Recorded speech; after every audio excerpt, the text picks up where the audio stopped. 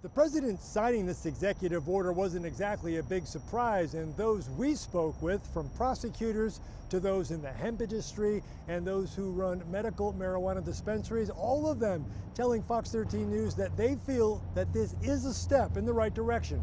Better late than never, according to Salt Lake County DA Sim Gill. Think about marijuana as a Schedule I drug, and think about fentanyl as a Schedule II, which it would, in spite of all the loss of life that we've had. For decades, marijuana had been lumped in with heavy drugs like LSD and heroin. That made it impossible for scientists to do legal research here in the U.S. The reclassification will change that. But Sim Gill says it will not change pot's criminal classification in Utah. A simple possession of marijuana still is a Class B misdemeanor, and it will remain that way until we get direction from our legislature to do otherwise. But what will it do to those in the hemp industry?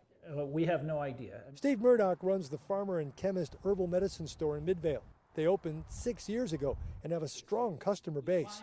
Their products are completely legal and extremely low in THC.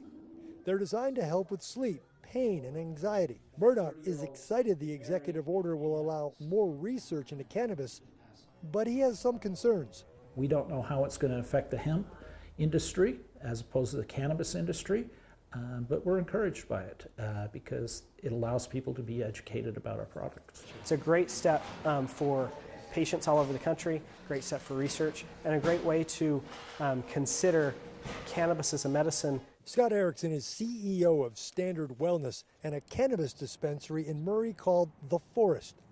For him, getting into the medical marijuana business was personal after his wife contracted terminal cancer 6 years ago. It metastasized the bones, and cannabis is one of the things that, along with her chemotherapy at Huntsman, that keeps her thriving and taking care of 5 kids. So it's a passion project. His products have higher levels of THC and they require a medical referral card.